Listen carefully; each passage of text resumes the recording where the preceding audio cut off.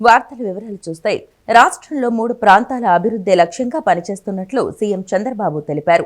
3 ప్రాంతాల అభివృద్ధి కోసం ప్రత్యేక జోన్లు ఏర్పాటు చేస్తామన్నారు. రాజధాని రైతులంతా ఒకే గొడుగు కిందకు రావాలని పిలుపునిచ్చారు. అన్ని ప్రాంతాల సమగ్ర అభివృద్ధికి కృషి చేస్తున్నట్లు తెలిపారు. రైతులంతా అమరావతి ప్రాంత అభివృద్ధి అసోసియేషన్ కిందకు రావాలని, జేఏసీగా ఏర్పడితే వారితో సంప్రదిస్తూ సమస్యలు పరిష్కరిస్తామన్నారు. త్రిసభ్య కమిటీ నిరంతరం రైతులతో సంప్రదింపులు జరుపుతోందని, రాజధాని అభివృద్ధి ఇక అన్స్టాపబుల్ అని పేర్కొన్నారు. ముఖ్యమంత్రి చంద్రబాబు మీడియాతో ఇష్టాగోష్ఠి నిర్వహించారు. క్యాపిటల్ గెయిన్స్ మినహాయింపు గురించి కేంద్ర ఆర్థిక మంత్రి నిర్మలా సీతారామన్కు వివరించామని, ఈ అంశంపై కేంద్రం చర్చించి నిర్ణయం తీసుకుంటుందన్నారు. రాష్ట్ర పరిధిలో ఉన్న సమస్యలను దశలవారీగా పరిష్కరిస్తామన్నారు. రాజధాని రైతుల నుంచి ఎవరైనా సిబ్బంది డబ్బులు అడిగితే తీవ్ర పరిణామాలు ఉంటాయని హెచ్చరించారు. భూత్యాగాలు చేసిన రైతుల సమస్యలు పరిష్కరించాలని, ఈ విషయంలో తొలుత కొంత గ్యాప్ ఉందన్నారు. తనతో సమావేశమైన అనంతరం రైతులకు అన్నింటిపైనా స్పష్టత వచ్చిందని చెప్పారు. రాజధాని రైతులు కూడా ఆనందంగా ఉన్నారని, 2వ దశ భూ సమీకరణ ఉపయోగాలను వారికి వివరించారని చెప్పారు. అమరావతి ఓ మున్సిపాలిటీగా మిగిలిపోకూడదని, ఇది మహానగరంగా మారితే వచ్చే ఫలితాలను రైతులు అర్థం చేసుకున్నారని తెలిపారు. రాజధాని పరిసర ప్రాంతాల్లో లేఅవుట్ల సమస్యను త్వరలోనే పరిష్కరిస్తామని చెప్పారు. గోదావరి పుష్కరాల నాటికి పోలవరం పూర్తి చేసే దిశగా కృషి చేస్తున్నామన్నారు. రాష్ట్రంలో అవినీతి నిర్మూలనకు ప్రత్యేక దృష్టి పెట్టామని, త్వరలోనే కార్యాచరణ రూపొందిస్తామని సీఎం చంద్రబాబు తెలిపారు. ఏపీ ప్రభుత్వం విజ్ఞప్తి మేరకు రాష్ట్ర ప్రభుత్వ ప్రధాన కార్యదర్శి విజయానంద్ పదవీకాలం పొడిగిస్తూ కేంద్ర ప్రభుత్వం ఉత్తర్వులు జారీ చేసింది. కేంద్రం ఆదేశాల మేరకు 3 నెలలు అనగా వచ్చే ఏడాది ఫిబ్రవరి వరకు ఆయన ప్రభుత్వ కార్యదర్శిగా కొనసాగుతారు. ఏపీ ప్రభుత్వం విజ్ఞప్తి మేరకు రాష్ట్ర ప్రభుత్వ ప్రధాన కార్యదర్శి విజయానంద్ పదవీకాలం పొడిగిస్తూ కేంద్ర ప్రభుత్వం ఉత్తర్వులు జారీ చేసింది. విజయానంద్ ఈ నెలాఖరున పదవీ విరమణ చేయాల్సి ఉండగా ఆయన పదవీకాలాన్ని మరో 3 నెలలు పొడిగించాలని రాష్ట్ర ప్రభుత్వం కేంద్రాన్ని కోరింది. ఈ నేపథ్యంలో కేంద్రం ఆదేశాలు జారీ చేసింది. కేంద్రం ఆదేశాల మేరకు వచ్చే ఏడాది ఫిబ్రవరి వరకు ఆయన ప్రభుత్వ కార్యదర్శిగా కొనసాగుతారు. ఆ తరువాత జలవనరుల శాఖ సీఎంఓ ప్రభుత్వ ప్రధాన కార్యదర్శి జి సాయి ప్రసాద్కు సీఎస్గా అవకాశం కల్పించనుంది. 2026 మే నెలాఖరు వరకు సాయి ప్రసాద్ సర్వీస్ ఉంది. ఆ తర్వాత కూడా కొన్నాళ్ల పాటు సీఎస్గా ఆయన కొనసాగించాలని ప్రభుత్వం నిర్ణయించింది. రాష్ట్ర ప్రభుత్వం రైతుల సంక్షేమానికి అత్యంత ప్రాధాన్యమిస్తోందని ఎన్టీఆర్ జిల్లా కలెక్టర్ డాక్టర్ జి లక్ష్మీషా తెలిపారు. 2025-26 ఖరీఫ్ సీజన్కు సంబంధించి అత్యంత పారదర్శకంగా ధాన్యం కొనుగోళ్ల ప్రక్రియను ముందుకు తీసుకెళ్తున్నట్లు పేర్కొన్నారు. విజయవాడ రూరల్ మండలం నిడమానూరు, ఎనికేపాడు తదితర ప్రాంతాల్లో ఎన్టీఆర్ జిల్లా కలెక్టర్ డాక్టర్ లక్ష్మీషా పర్యటించారు. రైతులు ఆరబెట్టిన ధాన్యాన్ని పరిశీలించి వారితో మాట్లాడారు. ధాన్యాన్ని విక్రయించడంలో ఏమైనా ఇబ్బందులు ఉన్నాయా అని అడిగి తెలుసుకున్నారు. ఎనికేపాడులోని వీరయ్య రైస్ మిల్లును తనిఖీ చేసి కార్యకలాపాలను పరిశీలించారు. ఈ సందర్భంగా కలెక్టర్ లక్ష్మీషా మాట్లాడుతూ, రాష్ట్ర ప్రభుత్వం రైతుల సంక్షేమానికి అత్యంత ప్రాధాన్యత ఇస్తోందని, ఖరీఫ్ సీజన్కు సంబంధించి అత్యంత పారదర్శకంగా ధాన్యం కొనుగోలు ప్రక్రియను ముందుకు తీసుకువెళ్తున్నట్లు తెలిపారు. రైతులు మద్దతు ధరకు రైతు సేవా కేంద్రాల ద్వారా ధాన్యాన్ని విక్రయించుకోవాలని, దళారులను ఎట్టి పరిస్థితుల్లోనూ నమ్మవద్దని పేర్కొన్నారు. జిల్లాలో 150 రైతు సేవా కేంద్రాల ద్వారా ధాన్యం కొనుగోలు జరుగుతున్నాయని, ఎక్కడా గోనె సంచుల కొరత అనే మాట రాకుండా ఏర్పాట్లు చేసినట్లు తెలిపారు. ప్రస్తుతం జిల్లాలో మొత్తం 13,70,700 గోనె సంచులు అందుబాటులో ఉన్నాయన్నారు. గత ఖరీఫ్ 2024-25 సీజన్లో నవంబర్ వరకు మొత్తం 11,806.72 మెట్రిక్ టన్నుల ప్యాడీని కొనుగోలు చేయగా, ప్రస్తుత ఖరీఫ్ 2025-26 సీజన్లో ఇప్పటి వరకు దాదాపు 29,000 మెట్రిక్ టన్నుల ప్యాడీ కొనుగోలును పూర్తి చేసినట్లు తెలిపారు. ప్రస్తుత ఖరీఫ్ మెయిన్ సీజన్లో 1,450 వాహనాలు అందుబాటులో ఉన్నాయన్నారు. జిల్లాలో ధాన్యం కొనుగోలు ప్రక్రియను విజయవంతంగా ముందుకు తీసుకువెళ్లేందుకు ఎప్పటికప్పుడు అధికారులు, సిబ్బందికి మార్గనిర్దేశనం చేస్తున్నట్లు కలెక్టర్ లక్ష్మీషా పేర్కొన్నారు. మైనారిటీల సంక్షేమం, వారి అభివృద్ధి కోసం కూటమి ప్రభుత్వం కష్టపడి పనిచేస్తోందని సెంట్రల్ ఎమ్మెల్యే బోండా ఉమా అన్నారు. ప్రభుత్వం మైనారిటీల సమస్యలపై ప్రత్యేక దృష్టి పెడుతుందని, దర్గాలు, కబ్రస్థాన్లు, మసీదులు, వక్ఫ్ బోర్డుకు సంబంధించిన సమస్యలను కమిటీ సమక్షంలోనే పరిష్కరిస్తామని తెలిపారు. రాష్ట్రంలోని ఇమాములు, మౌజాముల పెండింగ్ గౌరవ వేతనాలను ప్రభుత్వం విడుదల చేయడంతో పాటు విజయవాడ సెంట్రల్ నియోజకవర్గంలో 6 సంవత్సరాలుగా కొనసాగుతున్న మసీదు వివాదాన్ని పరిష్కరించినందుకు మైనారిటీ కమిటీ నాయకులు ముఖ్యమంత్రి చంద్రబాబు, ప్రభుత్వ విప్, సెంట్రల్ నియోజకవర్గ ఎమ్మెల్యే బోండా ఉమామహేశ్వరరావులకు కృతజ్ఞతలు తెలిపారు. నగరంలోని అజిత్ సింగ్ నగర్ ఎమ్మెల్యే బోండా ఉమా క్యాంపు కార్యాలయం నందు కమిటీ అధ్యక్షుడు ఎస్కే గౌస్ బాషా ఆధ్వర్యంలో జరిగిన కార్యక్రమంలో మైనారిటీ నేతలు ముఖ్యమంత్రి, ఎమ్మెల్యే చిత్రపటాలకు పాలాభిషేకం పాలాభిషేకం చేశారు. ఈ కార్యక్రమానికి యువ నాయకుడు బోండా రవితేజ ముఖ్య అతిథిగా హాజరయ్యారు. రాజీవ్ నగర్ 63వ డివిజన్ సుందరయ్య నగర్ మసీదులో 6 సంవత్సరాలుగా కొనసాగుతున్న సమస్యలను ఎమ్మెల్యే బోండా ఉమా చొరవతో షరీఫ్ ఆధ్వర్యంలో మరియు మైనారిటీ సెల్ అధ్యక్షుడు బాషా నేతృత్వంలో ఏర్పాటు చేసిన కమిటీ మసీదు పెద్దలతో చర్చించి సామరస్యపూర్వకంగా పరిష్కరించింది. ఈ సందర్భంగా ఎమ్మెల్యే ఉమా మాట్లాడుతూ కూటమి ప్రభుత్వం మైనారిటీల సమస్యలపై ప్రత్యేక దృష్టి పెడుతోందని, దర్గాలు, కబ్రస్థాన్లు, మసీదులు, వక్ఫ్ బోర్డుకు సంబంధించిన సమస్యలను కమిటీ సమక్షంలోనే పరిష్కరిస్తున్నామని తెలిపారు. ముఖ్యమంత్రి దృష్టికి తీసుకువెళ్లడంతో రాష్ట్ర వ్యాప్తంగా ఇమాములు, మౌజీముల పెండింగ్ వేతనాలు విడుదలయ్యాయని చెప్పారు. వైసీపీ గవర్నమెంట్లో పెండింగ్లో ఉన్నటువంటి ఇమాములు, మౌజన్లకి జీతాలు పెండింగ్ ఉంటే అవన్నీ కూడా ముఖ్యమంత్రి గారి దృష్టికి తీసుకొచ్చి వాటిలన్నింటినీ కూడా రాష్ట్ర వ్యాప్తంగా ఇమాములకి, మౌజన్లకి జీతాలు పెండింగ్లు అన్నీ కూడా క్లియర్ చేయించాం. అలాగే మసీదు కమిటీల్లో చిన్న చిన్న ఇబ్బందులు ఏవైతే ఉన్నాయో అవి కూడా క్లియర్ చేపిస్తూ ఇవాళ రాజీవ్ నగరు 63వ డివిజన్ సుందరయ్య నగర్ మసీదులో గత 6 సంవత్సరాలుగా చిన్న చిన్న సమస్యలతో మరి మైనార్టీ సోదరులు, మైనార్టీ పెద్దలే చిన్న చిన్న గొడవలు పడుతూ ఉన్నారు. దాని మీద మా మైనార్టీ సీనియర్ నాయకుడు షరీఫ్ గారు ఎమ్మెల్సీ కౌన్సిల్ చైర్మన్గా పనిచేసి అపారమైనటువంటి అనుభవం, అలాగే మైనార్టీలు ఖురాన్ మీద కానీ అన్ని ఆచారాల మీద కానీ అపారమైనటువంటి అనుభవం, జ్ఞానము కలిగినటువంటి షరీఫ్ గారి ఆధ్వర్యంలో ఒక మా మైనార్టీ నియోజకవర్గ సెల్ అధ్యక్షుడు భాషాను కానీ వీళ్ళందరినీ కూడా నియమించాం. వాళ్ళందరూ కూడా కలిసి కూర్చొని అక్కడ మసీదులో ఉన్నటువంటి పెద్దలు అందరితో మాట్లాడి ఏ సమస్య లేకుండా ఆ సమస్యని పరిష్కరించి ఇవాళ కమిటీ అందరినీ కూడా ఒకే మాట మీద తీసుకురావడం జరిగింది. యువ నాయకుడు బోండా రవితేజ మాట్లాడుతూ మౌలానాలకు నెలకు 5,000 రూపాయల గౌరవ వేతనం ప్రకటించినందుకు ప్రభుత్వానికి కృతజ్ఞతలు తెలిపారు. గతంలో టీడీపీ హయాంలో అమలు చేసిన రంజాన్ తోఫా, దుల్హాన్ పథకాలను గుర్తు చేశారు. మరి 2014-19 సమయంలో కూడా మరి అప్పుడు మైనార్టీలందరికీ కూడా ప్రతి సంవత్సరం కూడా రంజాన్ తోఫా ఇవ్వటం అయితే కానివ్వండి, అదేవిధంగా దులాన్ పథకం కింద వాళ్ళు ముస్లిం ఇంటర్లో పెళ్ళైతే 50,000 రూపాయలు ప్రభుత్వం తరపున డైరెక్ట్గా వాళ్ళ అకౌంట్లో చేరే విధంగా కార్యక్రమాలు చేయటం అయితే కానివ్వండి, ఎప్పుడు కూడా కులాలకి, మతాలకి అతీతంగా మైనార్టీకి ఎప్పుడూ కూడా అండదండగా నిలిచిన పార్టీ ఏదైనా ఉందంటే తెలుగుదేశం పార్టీ అని మరొక్కసారి నిరూపించే విధంగా అన్ని పథకాల్ని మైనార్టీలకి ఎప్పుడూ కూడా అందిస్తూ ముందుకెళ్తున్న ప్రభుత్వం అని చెప్పి నిరూపించుకున్న ప్రభుత్వం తెలుగుదేశం పార్టీ.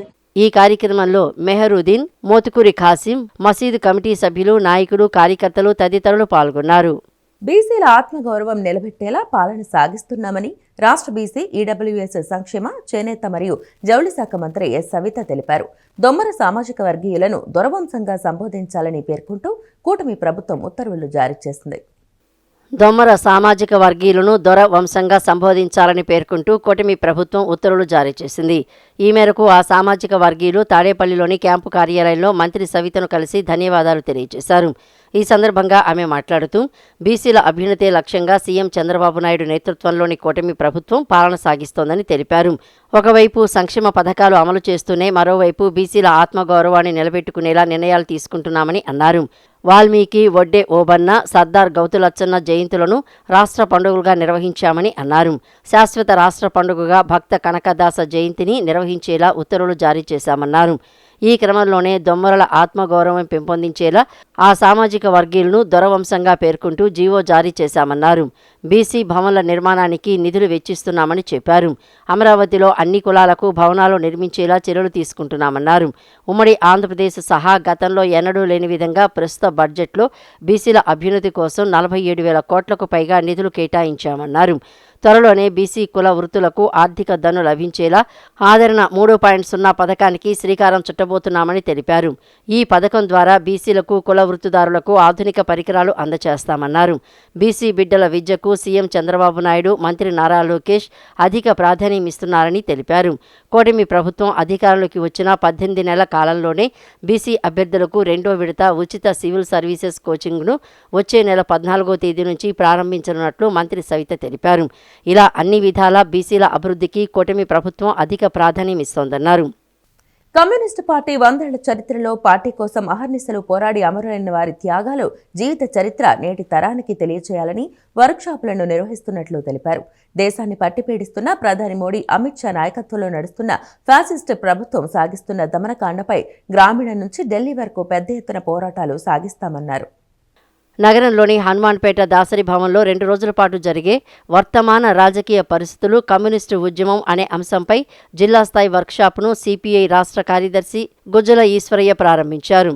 ఈ కార్యక్రమంలో ఎన్టీఆర్ జిల్లా కార్యదర్శి దొనేపూడి శంకర్, నగర కార్యదర్శి కోటేశ్వరరావు, ఈర్పుగంటి నాగేశ్వరరావు, పలువురు కమ్యూనిస్టు నాయకులు పాల్గొన్నారు. అనంతరం గుజ్జల ఈశ్వరయ్య మాట్లాడుతూ, డిసెంబర్ 26తో కమ్యూనిస్టు పార్టీ 100 సంవత్సరాలు పూర్తి చేసుకున్న సందర్భంగా శతాబ్ది ఉత్సవాలు నిర్వహిస్తున్నట్లు తెలిపారు. 100 ఏళ్ల చరిత్రలో పార్టీ కోసం అహర్నిశలు పోరాడి అమరులైన వారి త్యాగాలు, జీవిత చరిత్ర నేటి తరానికి తెలియచేయాలని వర్క్షాప్లను నిర్వహిస్తున్నట్లు తెలిపారు. దేశాన్ని పట్టిపీడిస్తున్న ప్రధాని మోడీ, అమిత్ షా నాయకత్వంలో నడుస్తున్న ఫ్యాసిస్టు ప్రభుత్వం సాగిస్తున్న దమనకాండపై గ్రామీణం నుంచి రాజధాని ఢిల్లీ వరకు పెద్ద ఎత్తున పోరాటాలను సాగిస్తామని తెలిపారు.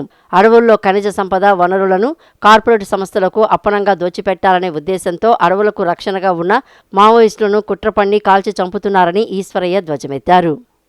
ఈరోజు అడవుల్లో ఉండి అటవీ సంపదను కాపాడాలని చెప్పి అడవులను, గనులు, వనరులను కొల్లగొడుతున్నటువంటి అమిత్ షా, నరేంద్ర మోడీ, వారు అప్పగిస్తున్నటువంటి ఆదాని బదాలకు వ్యతిరేకంగా పోరాటం చేస్తున్నటువంటి మావోయిస్టు సోదరులను, అదేవిధంగా అడవుల్లో ఉన్నటువంటి గిరిజనులను అందరినీ కూడా ఇప్పటికే 1600 పైచులకు వారందరినీ వెంటాడి కాల్చి చంపుతున్నటువంటి పరిస్థితిని మేము తీవ్రంగా వ్యతిరేకిస్తూ ఆపరేషన్ కగార్ను ఇమ్మీడియట్గా స్టాప్ చేసి శాంతి చర్చలు జరిపి వారిని మావోయిస్టుల యొక్క ప్రాణాలకు రక్షణ కల్పించాలని చెప్పేసి మేము సిపిఐగా డిమాండ్ చేస్తూ ఈ రాష్ట్రంలో ఉన్నటువంటి చంద్రబాబు నాయుడు గారి ప్రభుత్వం పీ అనేటువంటి బాగా సింపుల్గా 3 పీలు పెట్టుకొని మొత్తం రాష్ట్రాన్ని కూడా ప్రైవేటీకరణ చేయడానికి కావాల్సినటువంటి ప్రయత్నం చేస్తున్నాడు.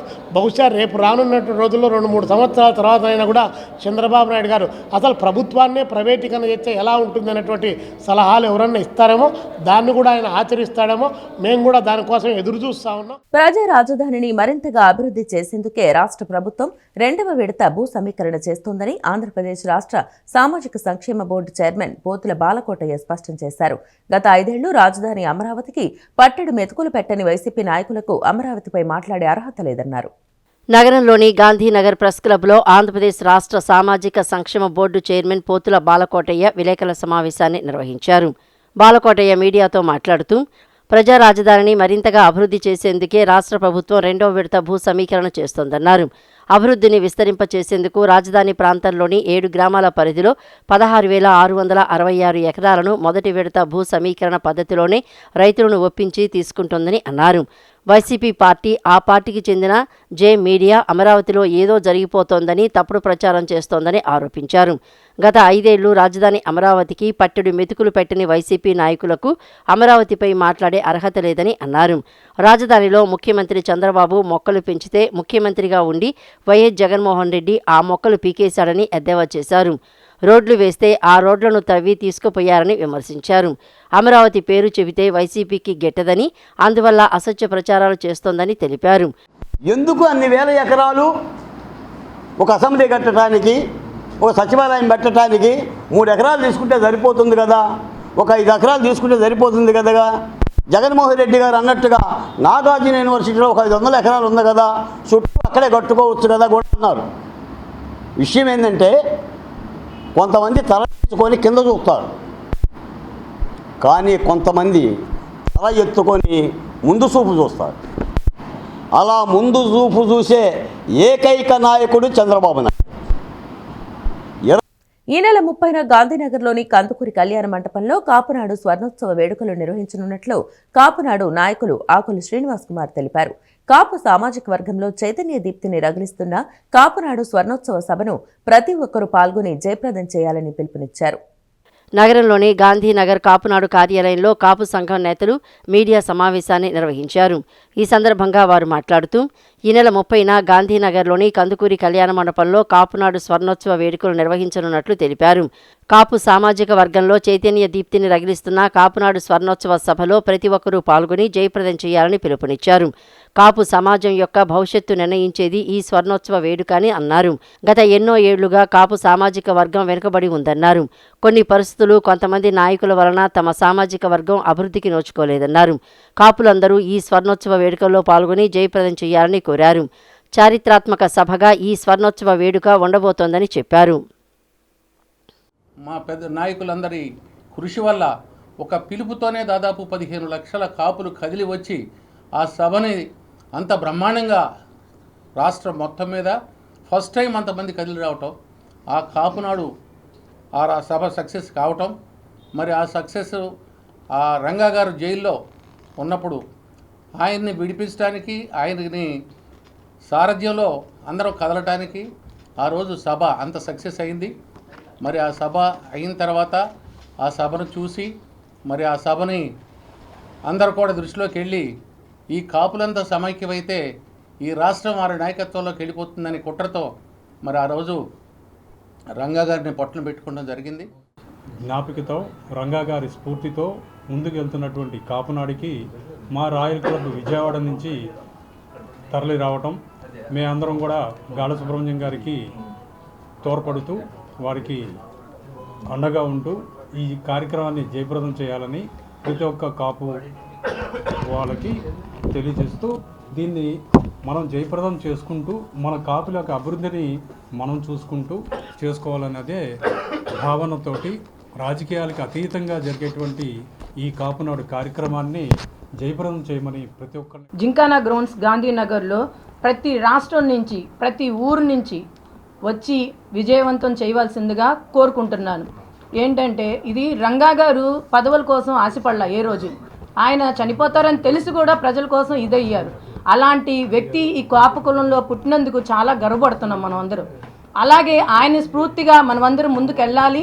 మన ఐక్యత ఏంటో మళ్ళీ నిరూపించుకోవాలంటే ఈ 50వ స్వర్ణోత్సవానికి ప్రతి ఒక్కళ్ళు, ప్రతి రాష్ట్రాల నుంచి మహిళలు కానీ, యువత కానీ, వృద్ధులు కానీ అందరూ కలిసి ఏకతట్టంగా ఈ ఉమ్మడి కుటుంబం అని మనం నిరూపించుకోవాలంటే అందరం కలిసి జింకానా గ్రౌండ్స్లో ఆదివారం 5 గంటలకి ఈ నెల 30వ తారీఖున రావాల్సిందిగా.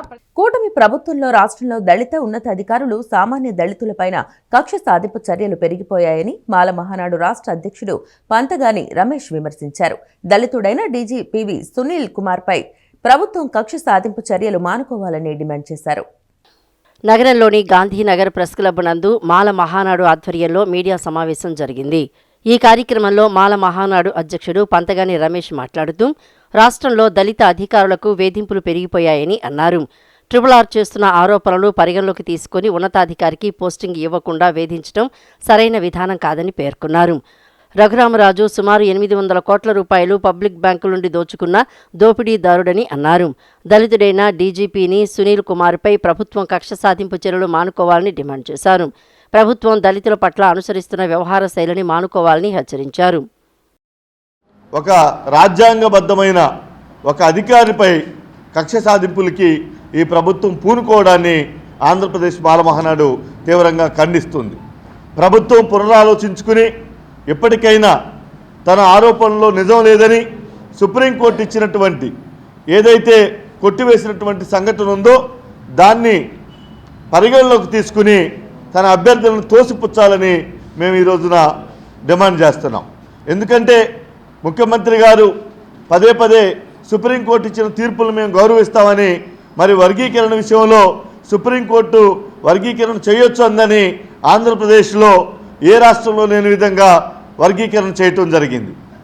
మరి అదే సుప్రీంకోర్టు సునీల్ కుమార్ విషయంలో కొట్టివేస్తే దాన్ని ఎందుకు గౌరవించడం లేదనేసి ఒక్కసారి సుప్రీంకోర్టు వారు కొట్టేసిన తర్వాత ఈ గవర్నమెంట్ వచ్చిన తర్వాత మళ్ళీ ఫ్రెష్ ఎఫ్ఐఆర్ రిజిస్టర్ చేస్తూ అదే కంటెంట్ని ఫ్రెష్ ఎఫ్ఐఆర్ రిజిస్టర్ చేస్తూ కక్షపూరితంగా డీజీ స్థాయి దళిత వర్గానికి సంబంధించిన పివి సునీల్ కుమార్ గారి మీద కక్షను సాధిస్తుంది. నేను ఈ సందర్భంగా అందరికీ కొన్ని ఫ్యాక్ట్ తెలియపరుస్తున్నాను. రఘురామకృష్ణరాజు RRR రఘురామకృష్ణరాజు అంటే ఏం గుర్తుకొస్తుందంటే ఉండి ఎమ్మెల్యే గుర్తుకురాదు. ఈ తెలుగు 2 రాష్ట్రాల్లో ఉండి ఎమ్మెల్యే గుర్తుకురాడు. SBI bank, state bank of ఇండియాలో 947 కోట్లకి అవినీతి చేసి పబ్లిక్ ఫండ్ని ఎగ్గొట్టిన మోసకారిగా వికీపీడియా చెప్పింది. ఈ కార్యక్రమంలో ఏఐఎం జోనల్ సెక్రటరీ బదిరి శేషయ్య, జై భీమ్ అధ్యక్షులు బర్రె శ్రీనివాస్, అడ్వకేట్ దయారత్నం, పి కిరణ్ తదితరులు పాల్గొన్నారు. విజయవాడ మాచవరం డౌన్లో ప్రసిద్ధి చెందిన దాసాంజనేయ స్వామి దేవస్థానంలో ప్రధాన అర్చకులు గోవర్ధన శోభనాచార్యులు అక్రమాలకు పాల్పడుతున్నారని స్థానికులు ఫిర్యాదు చేయడంతో దేవాదాయ శాఖ అధికారులు విచారణ చేపట్టారు. రాష్ట్ర మంత్రి నారా లోకేష్ దేవాదాయ శాఖ అధికారులకు ఇప్పటికే లిఖితపూర్వకంగా ఫిర్యాదులు ఇచ్చామని, గోవర్ధన శోభనాద్రాచార్యులు అక్రమాలపై నిష్పక్షపాతంగా విచారణ జరిపి కఠిన చర్యలు తీసుకోవాలని డిమాండ్ చేశారు. నగరంలోని విజయవాడ మాచవరం డౌన్లో ప్రసిద్ధి చెందిన దాసాంజనేయ స్వామి దేవస్థానంలో ప్రధాన అర్చకుడిగా పనిచేస్తున్న గోవర్ధన శోభనాద్రిచార్యులు అవినీతి అక్రమాలకు పాల్పడుతున్నారని స్థానిక భక్తులు ఇచ్చిన ఫిర్యాదుల మేరకు దేవాదాయ శాఖ ఉన్నతాధికారులు రంగంలోకి దిగి విచారణ ప్రారంభించారు. భక్తుల నుండి అక్రమంగా సొమ్ములు వసూలు చేయటమే కాకుండా దేవస్థానంలో పలు అవకతవకలకు పాల్పడుతున్నారని స్థానిక భక్తులు ఫిర్యాదులో పేర్కొన్నారు. ఈవోకి చెప్పినా పట్టించుకోకపోవడంతో ఈ మేరకు దేవాదాయ శాఖ అధికారులకు అలాగే రాష్ట్ర మంత్రి నారా లోకేష్కు లిఖితపూర్వక ఫిర్యాదులు సమర్పించినట్లు తెలిపారు. దేవాదాయ ఆదాయానికి గండిపడేలా నిబంధనలకు విరుద్ధంగా ప్రధాన అర్చకుడు వ్యవహరిస్తున్నారని ఫిర్యాదులో పేర్కొన్నారు. గత 25 సంవత్సరాలుగా ఇదే దేవస్థానంలో పనిచేస్తున్న శోభనాద్రిచార్యులు కోట్లాది రూపాయల అక్రమ ఆస్తులను కొడబెట్టారని ఆరోపించారు. గతంలో దేవస్థానం వార్షిక ఆదాయం సుమారు 1,30,00,000 రూపాయలు ఉండేదని, ప్రస్తుతం మాత్రం ఆ ఆదాయం 60 లక్షలకు పడిపోయిందని వివరించారు. భక్తులు సమర్పించే బంగారం, వెండి వంటి విలువైన వస్తువుల విషయంలో కూడా అవకతవకలు జరుగుతున్నాయని, దీనిపై పలుమార్లు ఫిర్యాదు చేసినా అధికారులు పట్టించుకోలేదని స్థానిక భక్తులు ఆవేదన వ్యక్తం చేశారు. అక్రమాలపై విచారణ చేపట్టేందుకు దేవాదాయ శాఖ అధికారులు సమగ్ర విచారణ చేపట్టి గోవర్ధన శోభనాచార్యులపై శాఖాపరమైన తక్షణ చర్యలు తీసుకుని దేవస్థాన ఆదాయానికి నష్టం వాటిల్లకుండా చూడాలని కోరారు. భక్తులకు మెరుగైన సౌకర్యాలు కల్పించేలా విరాళాల వినియోగంపై పర్యవేక్షణ బలోపేతం చేయాలని రాష్ట్ర ప్రభుత్వాన్ని స్థానికులు కోరారు. ఇది ఏం జరుగుతుంది ఏంటి అని అడిగారు. అడిగితే చెప్పే ఈ విధంగా గుళ్ళో దోచుకుంటున్నారని, ఈ గుళ్ళో బాగా అవినీతి బాగా ఇదైపోయింది అని చెప్పి దాని గురించి ఇదేద్దాం అడిగారు. సుబ్బయ్య అని పంతులు గారు, ప్రధాన అర్చకుడు సోమనాచార్యులు టోకెన్లో చేస్తున్నాడు, లోన అన్నిట్లో చేస్తున్నాడు, ప్రతి ఒక్క ఐటమ్స్లో చేస్తున్నాడు. చైన్ ఐటమ్స్ అంటూ ఏమీ లేదు. ఆయన ఒక నియంత గుడికి ఆయన ఎంత చెబితే అంత నడవాలి కింద వాళ్ళందరూ. ఆయన చెప్పినట్టు నడవకపోతే వాళ్ళ మీద ఏదో పేపర్ పెట్టి ఏదో ఒకటి యాక్షన్ తీసుకుంటున్నాడు. అందుకని ప్రతి ఒక్కళ్ళు ఆయన చూస్తే భయపడుతున్నారు. అధికారులు ఇంకా ఏమి ఇవ్వలేదు, పేపర్లు రాసి మమ్మల్ని ఇవ్వమని చెప్పారు. ఒక 60-70 కోట్లు ఈజీగా సంపాదించుకున్నాడు.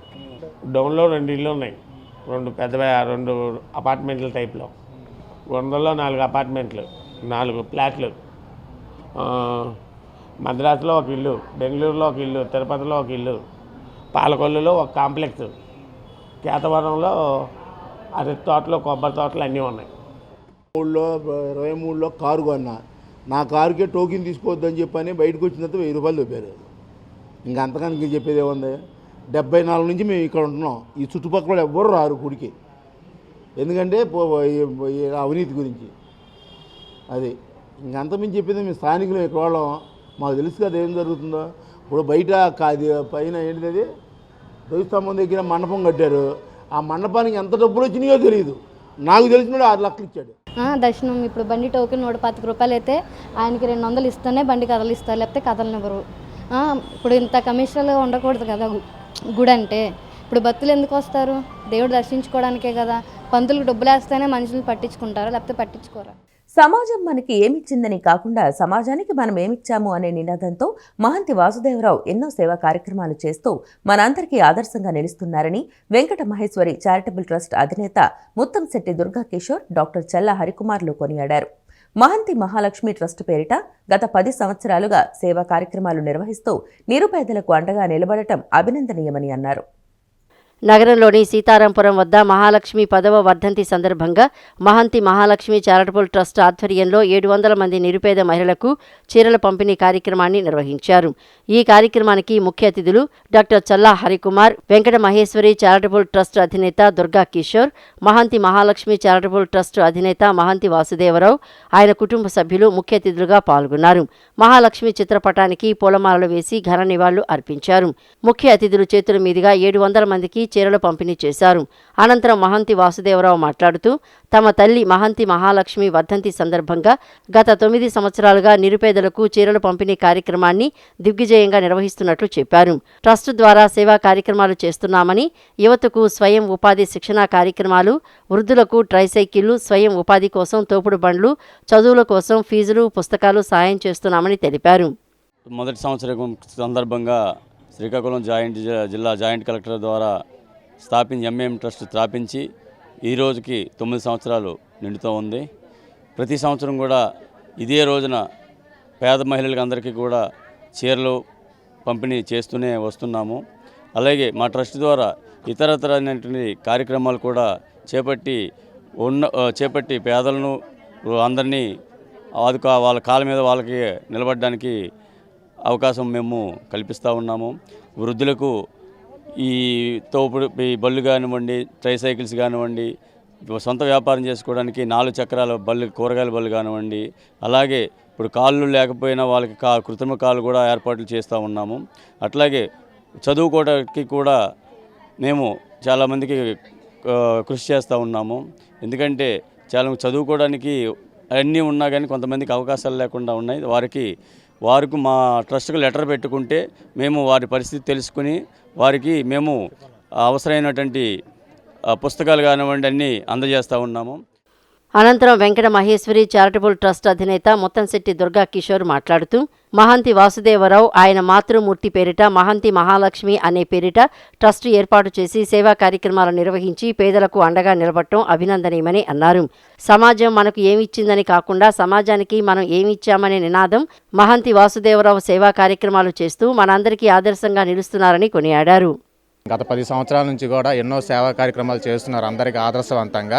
ఈ సెంట్రల్ నియోజకవర్గంలో ఈ ప్రజలకు ఏ కష్టం వచ్చినా ఆపదలో ఉన్న వారికి ఇప్పుడు ఇందాక కూడా సార్ చెప్పడం జరిగింది. సమాజ సేవలు అంటే సమాజం మనకేమిచ్చింది కాకుండా సమాజానికి మనమే ఇచ్చే నినాదంతో వారి తల్లిదండ్రుల పేరు మీద ఎంతటి మహత్తరమైన ఘన కార్యక్రమాలు చేస్తున్నందుకు వాసుదేవరావు గారికి హృదయపూర్వకంగా ధన్యవాదాలు, కృతజ్ఞతలు తెలియజేస్తూ, అలానే ముఖ్యంగా మనం సర్వీస్ చేయడం మన ఫ్యామిలీ మెంబర్స్ కూడా వాళ్ళకి సపోర్ట్గా ఉంటున్న వాళ్ళ పిల్లలు కానీ గౌతమి గారికి అలానే మేనర్ గారికి ఇప్పుడే మేము చూసాం అందరం చాలా చక్కగా. ఎందుకంటే మన సమాజంలో వెళ్ళి ముందు మనం బయట చేయాలంటే ముందు మన అందరం ఉంటారు, ఇంట్లో చూసుకుని మళ్ళీ బయట చూసుకోవాలి. అలాంటిది సపోర్ట్గా అటు కుటుంబ పోషణ నిర్వహించుకుంటూ సమాజంతో పాటు మమేకమయ్యి మాలాంటి వాళ్ళందరికీ చాలా ఎంతోమందికి ఇన్స్పిరేషన్గా. ఈ వార్తలు ఇంతటితో సమాప్తం. నమస్కారం.